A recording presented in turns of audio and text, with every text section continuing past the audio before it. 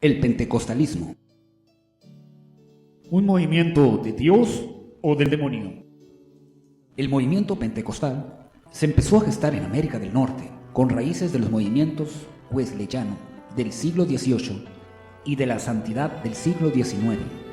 Generalmente se reconoce que tuvo sus orígenes como tal en Topeka en 1901 y en Los Ángeles en 1906.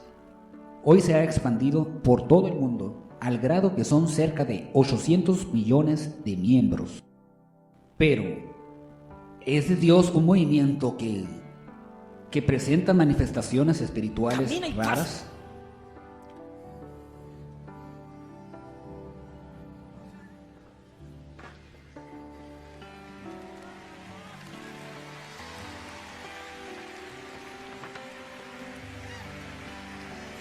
Que expresan balbuceos sin sentidos con lenguas dadas por Dios?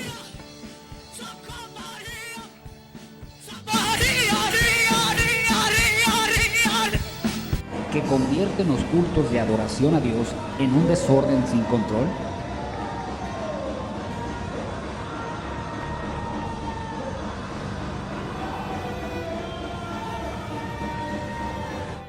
Fuego en el Que nombre de pelean con Jesucristo. los demonios y espíritus Fuego del del Espíritu mal? Santo en el nombre de Jesucristo. En el poderoso nombre de Jesucristo. ¡Sal fuera, demonio! ¡Fuera! ¡Sal fuera en el nombre de Jesucristo! ¡Fuera en el nombre de Jesús! ¡Fuera en el... Que convierten el momento de la predicación en show y culto al hombre?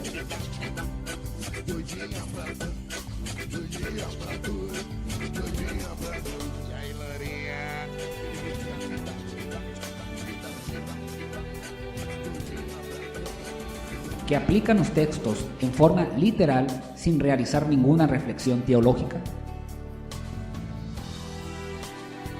Que combinan prácticas y costumbres paganas con el cristianismo? A través del cigarrillo se mueven demonios. Cierren sus ojos por un instante. Ustedes al fumarlo van a empezar a salir libres.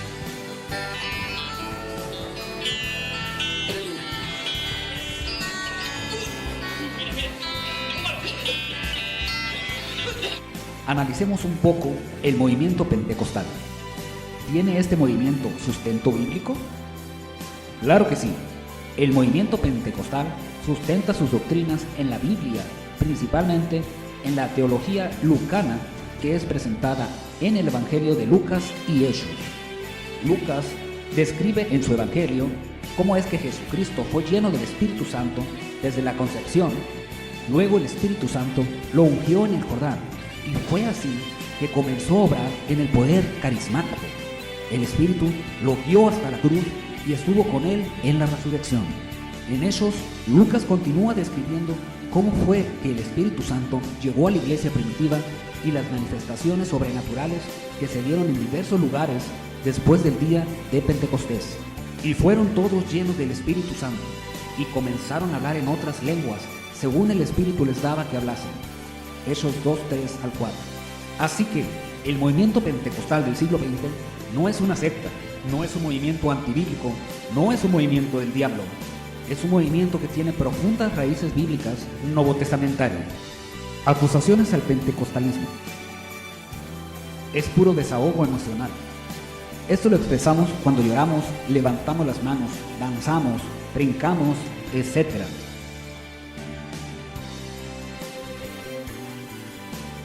Es un movimiento antiintelectual. A los pentecostales no nos gusta leer y lo que leemos lo leemos mal. Somos sincretistas. Combinamos tradiciones, por ejemplo, curar los sustos, colgar hilitos, etc. Adoptamos las culturas y las cristianizamos. Es un movimiento que es meramente más social que teológico. Los que se quieren sentir bien porque se sienten mal, es decir, hacer algo bueno para calmar la conciencia. En México nacimos en una cultura impuesta, donde los colonizadores nos quitaron todo. El indígena no tiene tierras, no tiene templo, no tiene nada, solo a la iglesia, la cual es un refugio que no requiere. Es un movimiento que malinterpreta la Biblia.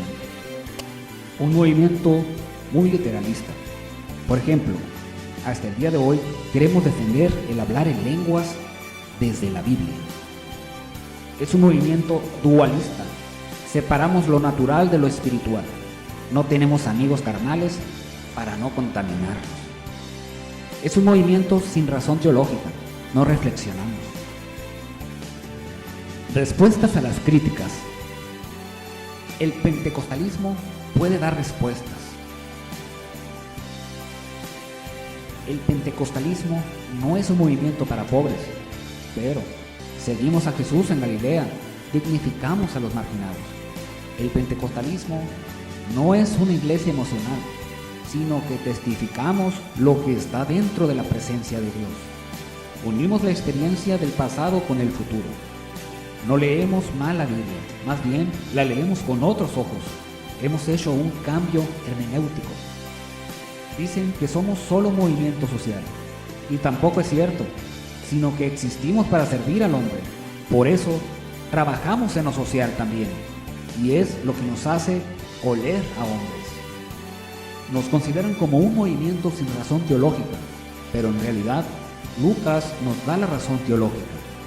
Una iglesia llena del Espíritu Santo sirve al mundo, sana enfermos, hace maravillas, vende propiedades para ayudar a otros, planta iglesias, busca a Dios en oración y ayuno. Cuando hablamos que somos pentecostales clásicos, estamos hablando de una iglesia que sirve.